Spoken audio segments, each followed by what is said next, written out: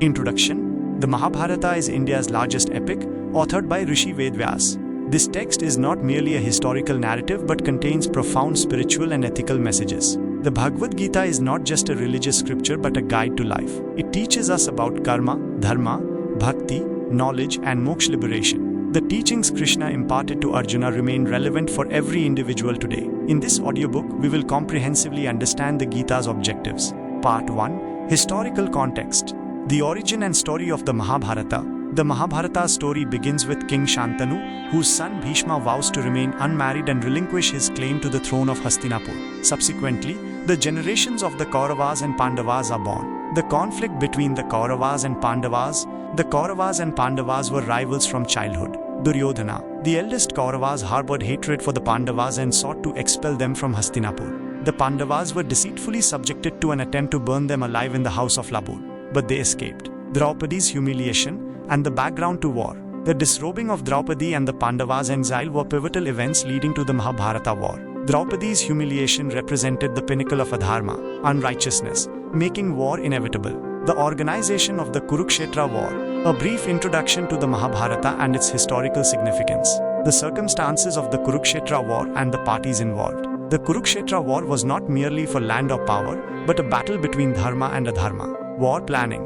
Both sides organized their warriors and armies. The first day of the war, Bhishma Pitamaha became the commander and waged a fierce battle. Significant characters of the war: Karna, Arjuna, Bhishma, Dronacharya, Ashwatthama, Shakuni, etc. Krishna's role as Arjuna's charioteer. When Arjuna refused to fight, Krishna imparted the knowledge of the Gita, the political and social scenario before the war. The conflict between Arjuna and the Kauravas, and its background. Krishna's intervention and his role. Arjuna's inner conflict. When Arjuna saw his relatives armed on the battlefield of Kurukshetra, his mind was plunged into deep mental conflict. This conflict was not limited to whether to fight or not, but resulted from the clash of his family, dharma, duty, and emotions. Arjuna's delusion and refusal to fight. Upon seeing his teachers Dronacharya, grandfather Bhishma, brothers, uncles, and other relatives, Arjuna's heart melted. He could not comprehend how to fight against his own kin. He laid down his bow, Gandiv, and said, "O Krishna, my hands tremble, my mind is agitated. How can I find happiness by killing my own family?" Arjuna felt that victory in this war would be meaningless, because he would ultimately see the earth stained with the blood of his relatives. He also feared that the death of all the men in the family would lead to adharma and chaos in the clan. Key aspect. Arjuna's conflict was not merely personal but also about the future of culture and family. He believed that this war would not protect dharma but destroy it through the annihilation of the clan. Mental conflict between family and dharma. Arjuna's greatest struggle was to prioritize his dharma or his family. If he fought, he would have to take up arms against his own family, teachers, and ancestors, which would be sinful. If he withdrew from the war, adharma would prevail, and he would fail to fulfill his duty, dharma. He said to Krishna, "I cannot fight this war. My heart is filled with compassion, and my mind is agitated." This was not just Arjuna's personal conflict, but a larger question related to society, tradition, and morality. Is dharma greater than relationships? Arjuna's arguments. The dilemma of dharma and adharma. Arjuna presented several arguments, revealing the depth of his inner struggle. Arjuna's main arguments. How can I be happy by killing my own people? The war will destroy the clan and increase adharma. The war will yield no benefit. The dilemma of dharma and adharma. Arjuna could not discern whether this war should be called a dharma yuddha, righteous war, or the destruction of adharma. If he fought, he would be fulfilling his duty as a warrior and kshatriya. But if he fought, he would destroy his own family. Key conclusion. According to Arjuna, this war was not merely for land or power, but a moral and spiritual battle, where the lines between right and wrong were blurred. The significance of Arjuna's inner conflict and Krishna's presence. When Arjuna was completely mentally broken, he sought Krishna's help. He said, "O Keshava, I am trapped in delusion. Show me the right path. I am your disciple." This marked the beginning of the Gita's teachings. Why was Krishna's presence significant? To show Arjuna the right path, to emphasize the supremacy of duty, to liberate him from ego and delusion, to explain the future consequences. The message of this episode from the Mahabharata. Life often requires us to make difficult decisions. Our relationships, emotions, and duties often clash. We must free ourselves from delusion and fulfill our dharma and duty. Conclusion. Arjuna's conflict was not limited to the Mahabharata war, but is a struggle in every person's life. What should we do when we have to choose between our family and duty? How do we make decisions when the difference between right and wrong is unclear? Whom should we rely on when emotions confuse us? The Mahabharata teaches us to prioritize duty and listen to our inner voice when making decisions. One who fulfills their dharma and duty is a true warrior. Part 2. Core objectives of the Gita. The distinction between soul and body. When Arjuna refused to fight against his relatives, Krishna explained the distinction between the soul and the body through the Gita. This knowledge was not just for Arjuna but for all of humanity. Krishna explained that a person is not just the body but the soul, which is eternal and immortal. The body is merely like a garment that changes, but the soul never perishes. The relationship between the soul and the body. The relationship between the soul and the body is like that between a vehicle and its driver. The body is a perishable object made of the 5 elements: earth, water, fire, air, space. Soul is immortal and eternal, neither born nor dying. Krishna explained to Arjuna, just as a person discards worn-out clothes and puts on new ones, so does the soul discard old bodies and enter new ones. Srimad Bhagavad Gita 2.22. Key differences between the soul and the body. 2. The soul's immortality and the body's perishability. Why is the body perishable? The body is subject to the laws of nature, birth, growth, decay and death. The body ages, becomes ill, and eventually ceases to exist. It is merely a medium for the soul to experience the consequences of its actions. Why is the soul immortal? No weapon can cut the soul, no fire can burn it, no water can wet it, and no wind can dry it. The soul is eternal, only the body changes. Krishna said, Na jayate mriyate va kadachim, nayam bhutva bhavita vi ena bhuyaha. Srimad Bhagavad Gita 2.20. Meaning, the soul is never born nor does it ever die. It has not come into being again. What is the significance of this knowledge? If we understand that the body is perishable and the soul is immortal, we will not fear death. We will not be affected by the body's sufferings, because our true identity is the soul. This understanding helps us comprehend the true purpose of human life. 3. The concept of life after death. Is death the end? According to Hinduism, death is merely a transformation, a process of the soul entering another body.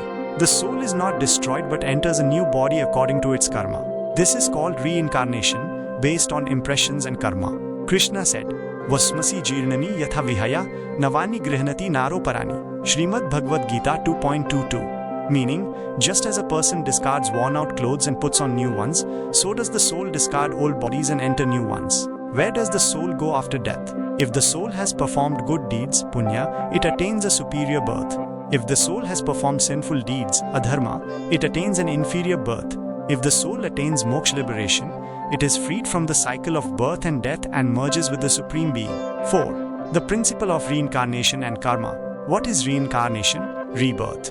The soul takes on a new body based on the karma of its past lives. This is called the cycle of samsara chakra, where the soul remains bound in the cycle of birth and death. The law of karma.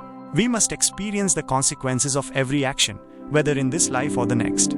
Good actions yield good results, and bad actions yield bad results. No soul can escape the consequences of its karma. Krishna said, Yathartham karmano nyatra lokoyam karma bandhanaha. Srimad Bhagavad Gita 3.9. Meaning, every being is bound by its karma and must experience the consequences of its actions. How to attain freedom from reincarnation? The soul must attain moksha liberation. To attain moksha, it is necessary to renounce ego, greed, delusion, and ignorance. Moksha can be attained only by following the path of devotion to God, truth, and dharma. Krishna said, Sarva dharman parityajya mamekam sharanam vraja. Srimad Bhagavad Gita 18.66. Meaning, O Arjuna, abandon all dharmas and take refuge in me alone. I will liberate you from all sins. Conclusion. Lesson. We should focus on purifying the soul rather than the body. We should not fear death, but strive to attain moksha by purifying our actions. This knowledge from the Gita helps us understand the mysteries of life and death. 2.2 Karma Yoga. The message of selfless action. The importance of performing actions and their spiritual aspect. The principle of acting without concern for the results. Selfless service and its impact. The teaching to view success and failure with equanimity. Karma Yoga. The message of selfless action. Karma Yoga holds an important place in the Bhagavad Gita. Krishna imparted the message of Nishkam Karma, selfless action to Arjuna, showing him the path of Karma Yoga. This principle is extremely useful for every human being as it teaches a superior art of living. 1. The importance of performing actions and their spiritual aspect.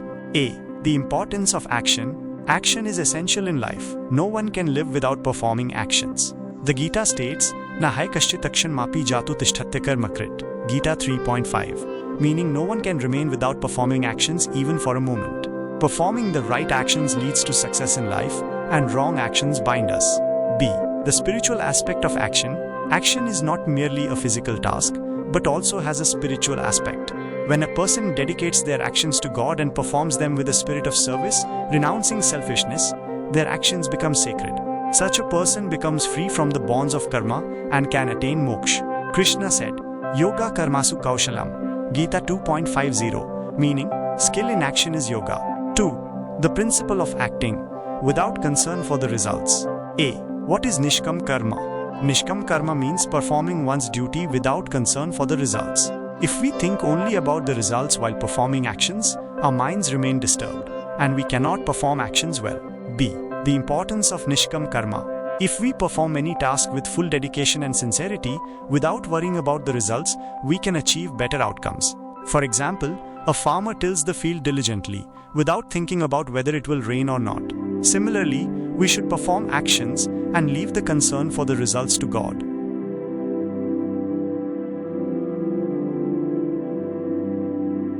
Krishna said to Arjuna, Karmanyavadhikaraste ma phaleshu kadachana. Gita 2.47. Meaning, your right is to perform action only, never to its fruits. C. What happens if we give up worrying about the fruits of our actions? 1. Mental peace. When we do not worry about the results, we remain stress-free. 2. Focus. By focusing solely on the action, our work becomes more effective. 3. Balance in life. Success and failure do not affect us. 3. Selfless service and its impact. A. What is selfless service? When we perform any task not just for our benefit, but for the welfare of society and others, it is called selfless service. This is the highest form of Karma Yoga. B. The impact of selfless service. 1. Purification of the soul. Service purifies the mind and soul. 2. Elimination of ego. When we help someone selflessly, our ego diminishes. 3. Upliftment of society. Selfless service promotes love, brotherhood, and prosperity in society. Krishna said, Yajnartat karmanunyatra lokoyam karma bandhana. Gita 3.9. Meaning, if action is performed as a sacrifice service, it does not bind, otherwise it is binding. C. Examples. Mahatma Gandhi. He adopted selfless service in his life and worked for the country's freedom. Mother Teresa. She served the poor and orphans without any self-interest. 4. The teaching to view success and failure with equanimity. A. What are success and failure? In human life, sometimes we achieve success, and sometimes we encounter failure. The Gita teaches us to view both with equanimity. Krishna said, Siddhya siddhyo samo bhutva samatvam yoga uchyate. Gita 2.48. Meaning, equanimity in success and failure is called yoga. B. Benefits of maintaining equanimity. 1. Calm and stable mind. When we view success and failure equally, we remain mentally strong. 2. Strength to struggle. Failure does not discourage us. Instead, we work harder. 3. Elimination of ego. The ego of success does not remain, and we remain humble. Conclusion. What are the benefits of adopting Karma Yoga in life? Stress-free life. When we perform selfless actions, we stay away from worries. Better results. By performing actions without worrying about the results, we can work more efficiently. Spiritual advancement. Selfless service purifies our soul, and we move towards moksha. Karma Yoga shows us the right direction to live life. If we adopt it in our lives, we can attain true happiness and peace. 2.3 Bhakti Yoga. Complete surrender. The importance of faith and surrender to God. Attaining moksha through love and devotion. The qualities of a true devotee and their lifestyle. The different forms of bhakti and their effects. 2.4 Jnana Yoga. The search for truth. The need to know oneself. Liberation from ignorance and the light of knowledge. The true nature and purpose of knowledge. Self-realization and spiritual awareness.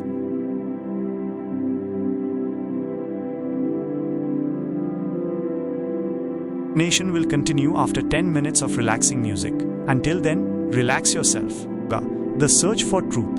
In the Bhagavad Gita, Jnana Yoga is described as the path of self-realization and the search for truth. This path is for those who seek liberation through intellect, logic, and knowledge. According to the Gita, knowledge alone frees a person from ignorance and enables them to realize the truth. 1. The need to know oneself, self-realization. The most important message of the Gita is, know thyself. This is the path to attaining the ultimate truth. A. Who are we? The Gita teaches that we are not just this body, but an immortal soul. This body is perishable, but the soul is indestructible.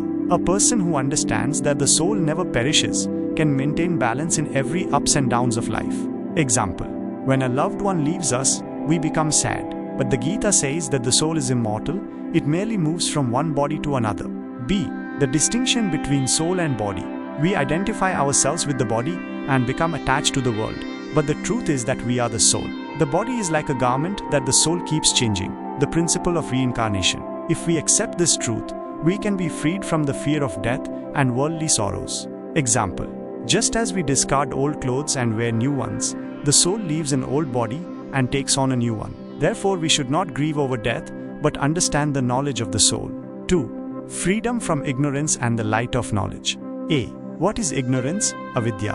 Ignorance means getting trapped in Maya, illusion. When a person identifies themselves only with the body and becomes attached to the world, they are in ignorance. Greed, delusion, anger, ego, these are all symptoms of ignorance.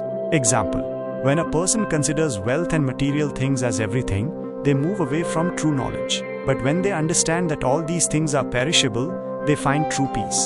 B. How to attain the light of knowledge. Knowledge is like fire which burns away ignorance.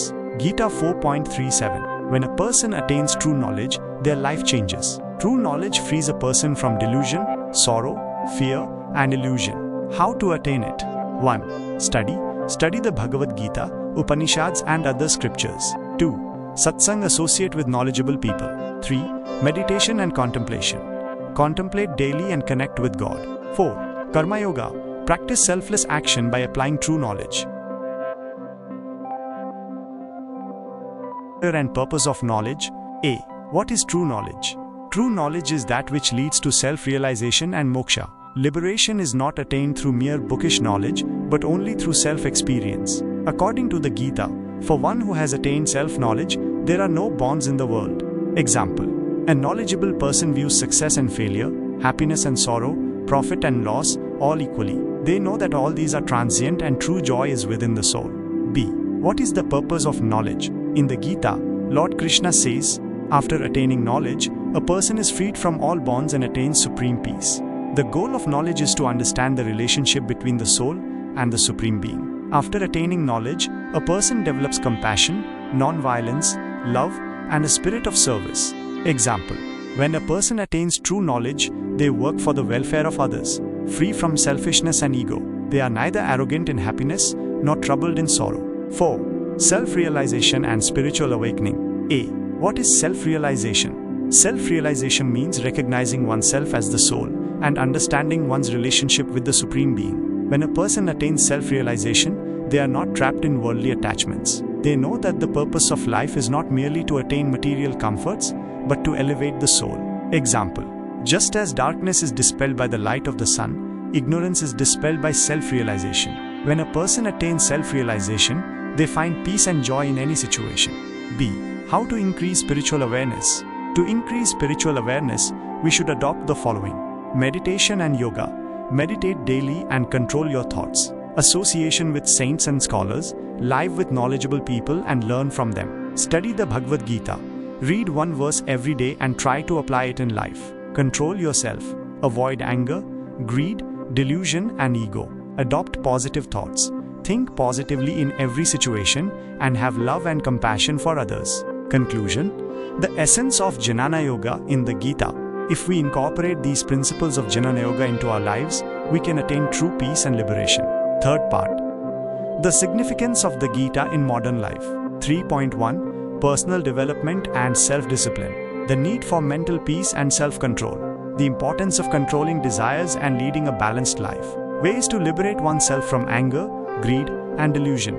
Self-development through meditation and yoga. And leadership. The Bhagavad Gita is not merely a scripture of spiritual knowledge, but also an excellent leadership guide. The teachings Krishna imparted to Arjuna are extremely important for any leader.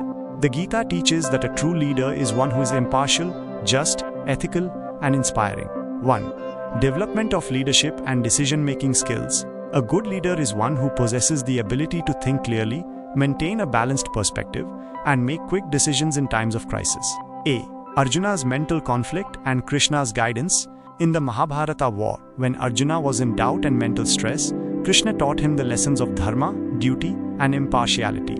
A true leader must often make rational decisions by setting aside emotions in difficult situations. Like Arjuna, if any leader falls into hesitation or confusion, they cannot lead in the right direction. Lessons for a leader: maintain patience and balance. Assess all aspects before making a decision. Think with a long-term vision, not just focusing on immediate benefits. Example: if a CEO has to decide the future of the company, they have to make immediate decisions. They cannot think about their personal emotions, but must think in the interest of their organization and employees. 2. Responsibility and ethics. The Gita teaches that a leader should always prioritize their responsibility. A. Karma Yoga. Performing actions without concern for the results. Krishna said, Karmanyevadhikaraste ma phaleshu kadachana. Gita 2.47. Meaning, your right is to perform action only, but do not worry about its results. A true leader focuses on their actions, not just the outcomes. Presents an ideal example for their followers. Acts with honesty and ethics. Example: a successful leader is one who inspires their team to move forward without self-interest. Mahatma Gandhi served the country by rising above his personal interests in the freedom struggle, which is why he became a great leader. 3. The importance of fairness and justice in leadership. A. Leadership is incomplete without justice. Krishna told Arjuna that the war was between dharma and adharma, not just for the acquisition of power. A true leader should always stand with justice and truth, even if they have to face difficulties for it. Example: if a company leader is biased, discontent will increase among employees. If a manager does not promote their team fairly, it spreads negativity in the organization. A good leader stands for truth and justice, does not discriminate, maintains transparency in their decisions. 4. Principles of teamwork and motivation. A. Teamwork is essential for successful leadership. Krishna explained in the Gita that no one can succeed alone. Building a strong team is necessary. A good leader is one who recognizes the abilities of their followers and motivates them. Example: in the Mahabharata war, Krishna gave Arjuna the responsibility of leadership, but the entire Pandava army fought as a team. If a team works in an organized manner, the impossible can be made possible. A good leader motivates the team, recognizes the strengths of each member, is skilled in the art of collective decision-making. Summary of the Gita's leadership principles. Conclusion: how to become a successful leader from the Gita.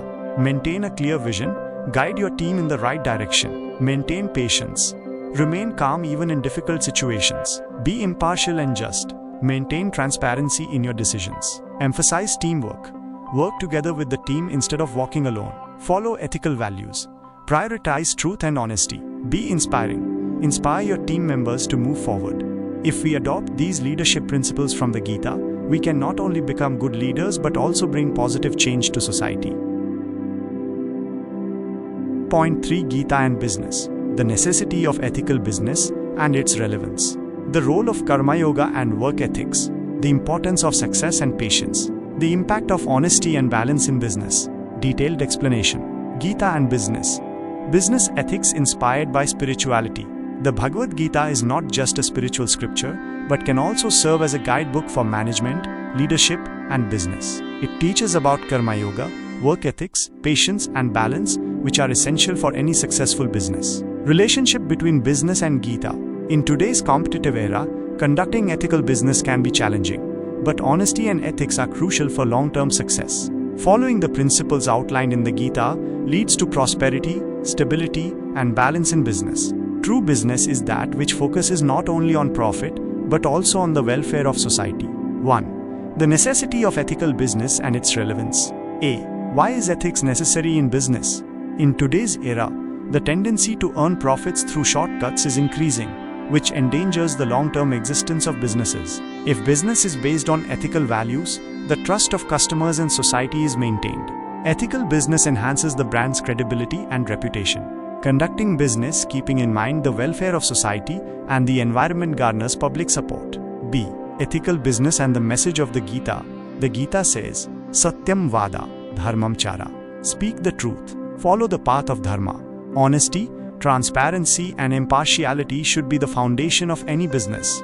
If unethical means, fraud, corruption, are used in business, it does not last long. C. Modern business and ethics. Large corporations and startups are still achieving success by adopting ethics. Tata Group has always been known for conducting ethical business. Infosys is still considered a respected company due to its ethical business policies. Conclusion. Ethics-based business is not just an idealistic thought, but the strongest foundation for long-term success. 2. The role of Karma Yoga and work ethics. A. Karma Yoga and its application in business. In the Gita, Krishna said, Karmanyavadhikaraste ma phaleshu kadachana, meaning, your right is to perform action only, not its fruits. In business, one should work continuously without worrying about success or failure. A Karmayogi businessman understands their responsibility towards their customers, employees, and society. True Karma Yoga is conducting business on the right path, away from shortcuts or unethical means. B. The necessity of good work ethics in business, honesty and transparency, truthfulness towards customers and employees, commitment and dedication, advancing the business with complete honesty. Nishkam Karm, giving one's best in business without worrying about wins or losses. Social responsibility, giving back to society, not just focusing on profits. Conclusion. Karma Yoga is not merely spiritual practice, but a path to achieving success in business with discipline and dedication. Adjustments. 3. The importance of success and patience. A. Business is not possible without patience. The Gita states, Sukha dukhe sem kritva labhalabhau jai jayon, meaning, treat happiness and sorrow, profit and loss, victory and defeat with equanimity. In business, there are many ups and downs, but no one can succeed without patience. Instead of panicking from failure, working on the right strategy with a calm mind is the key to success. Great businessmen like Dhirubhai Ambani, Ratan Tata also achieved success through patience and dedication. B. Accepting success and failure equally. In business, there cannot be profit all the time. There are also difficult phases. Failure should be seen as an opportunity to learn and adopt new strategies. Business can only be advanced with patience and discipline. Conclusion. The Gita teaches us that success in business is possible only through patience and stability. 4. The impact of honesty and balance in business. A. How does honesty lead to business success? The Gita states, Satyam Vada, speak the truth. Business conducted with honesty succeeds in the long run. Business may grow temporarily through lies and fraud, but it ultimately falls. Customers, employees, and investors trust a business only when it is transparent and honest. B. Maintaining balance in life and business. Business is not just a means of making money, but also a responsibility. A successful businessman should balance personal life and business. Working in harmony between family, society, and business is the right business policy. Conclusion. Honest business is the most successful business. It is necessary to have a balance between business and personal life. Conclusion. Main lessons for businessmen from the Gita. The teachings of the Gita can be a guide for any businessman. If we adopt the principles of the Gita in our business, we will not only be able to conduct business ethically, but success will also be certain.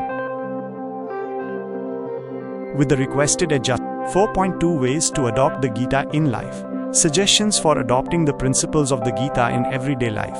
Developing the habit of meditation and self-reflection. Developing spiritual awareness. Spreading harmony and a spirit of service in society. Detailed explanation. Ways to adopt the Gita in life. The Bhagavad Gita is not just a religious scripture, but also an art of living. Its principles are not only useful for the battlefield, but also for everyday life. By incorporating the ideas of the Gita into our lives, a person can achieve mental peace, self-knowledge, balance, and true success. 1. Suggestions for adopting the principles of the Gita in everyday life. To adopt the principles of the Gita in our lives, we must first change our way of thinking and living. For this, A. Adopting Nishkam Karma Yoga. Continue to do your work, do not worry about the results. This is the most important principle of the Gita. When we do any task with full honesty and hard work, its results are automatically good. If we keep thinking only about the results, we will not be able to concentrate on the work, and anxiety will increase. Example. While preparing for an exam, do not worry only about getting good marks, but focus entirely on studying. B. Maintaining equanimity in every situation. Accepting happiness and sorrow, profit and loss, success and failure all equally. Ups and downs come in life, but we should not lose patience. The Gita says that only a person who maintains equanimity can find true peace. Example.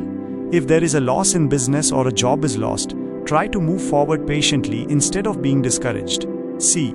Following Swadharma, performing one's duties with full dedication. Every person has a duty, dharma. A student's dharma is to study well, an employee's dharma is to work honestly, a parent's dharma is to give good values to their children. If we follow our dharma, we will never have to regret in life. Example, a doctor's dharma is to serve people. They should not prioritize earning money. 2. Developing the habit of meditation and self-reflection. According to the Gita, a person can recognize themselves through meditation and self-reflection. A. The importance of meditation. Meditation gives a person inner peace and mental stability. When the mind is restless, sit quietly for 10 to 15 minutes and take deep breaths. Meditation reduces stress, removes negative thoughts, and increases concentration. Example, meditate for 10 minutes every morning or before going to bed at night. B. Adopting self-reflection. Thinking daily about what we did throughout the day and what we need to improve. Through self-reflection, we can understand our mistakes and correct them. Example, before going to bed at night, think about whether we hurt anyone. Are we moving in the right direction towards our goals? 3. Developing spiritual awareness. A. Regularly studying the Bhagavad Gita. Reading the verses of the Gita and understanding their meaning can bring a lot of change in life.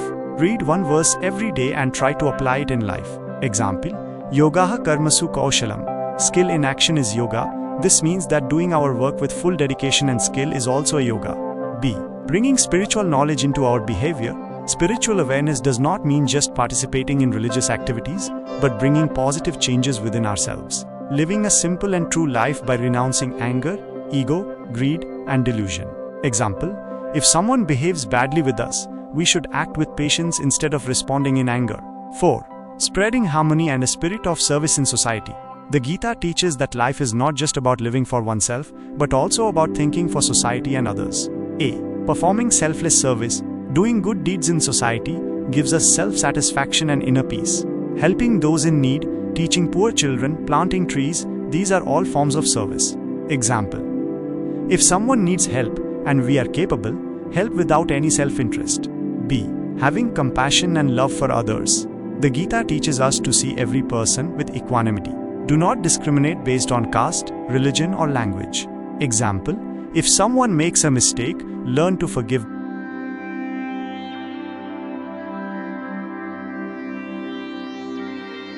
Conclusion: how to adopt the principles of the Gita in life. If we adopt the principles of the Gita in our lives, we can not only live a happy and peaceful life, but also make society a better place. Mental health. Ways to liberate oneself from anxiety and stress. The importance of meditation and yoga. Ways to develop a positive attitude. Development of self-confidence and mental stability. Fourth part. The final message and conclusion of the Gita, 5 to 6 pages. 4.1. The essence of the Gita. Summary of all the important messages of the Gita. The self-knowledge attained by Arjuna and its importance. The universal message of the Gita for everyone. Ways to apply the teachings of the Gita in practical life. Detailed explanation. The Bhagavad Gita is not merely a religious scripture, but an invaluable treasure of knowledge that guides life. It sheds light on profound subjects like the soul, karma, devotion, knowledge, and moksha. The teachings Krishna imparted to Arjuna are not only relevant in the context of war, but also to guide every individual's life. 1. Summary of all important messages of the Gita. The Gita has 18 chapters and 700 verses, which attempt to explain every aspect of life. Main principles. Perform your duty, but do not worry about the results. The soul is neither born nor does it die. Treat happiness and sorrow, loss and gain, victory and defeat equally. Moksha is attained through devotion to God. 2. The self-knowledge attained by Arjuna and its importance. In the Mahabharata war, when Arjuna hesitated to fight against his own relatives and teachers, Krishna imparted self-knowledge to him. A. Arjuna's delusion and doubt. Arjuna had to fight against his own family members. He became confused between duty and relationships and started to flee from the war. He felt that the war was a dharma and that he would become a partner in sin by killing his loved ones. B. The self-knowledge imparted by Krishna. The soul is separate from the perishable body and is immortal. Fulfilling one's duty is the greatest dharma. A true warrior is one who follows dharma without delusion. C. The transformation. After Arjuna attained self-knowledge, Arjuna understood that he was only fighting bodies, not souls. He renounced delusion and confusion and became ready to follow his dharma. Arjuna realized that fleeing from the war would be a dharma, as it would be against his duty. This self-knowledge still teaches us today that we should renounce delusion, fear, and doubt and fulfill our duty. 3. The universal message of the Gita for everyone. The Gita is not for any one religion, caste, or time, but a guiding scripture for all of humanity. A. The importance of the Gita in every sphere of life. In business, work with honesty and dedication, treat success and failure equally. In education, acquire knowledge without fear and study without laziness. In politics, work with truthfulness and dedication to duty. In social service, perform selfless service. In personal life, stay away from delusion and ego and live a peaceful life. B. The universal message of the Gita.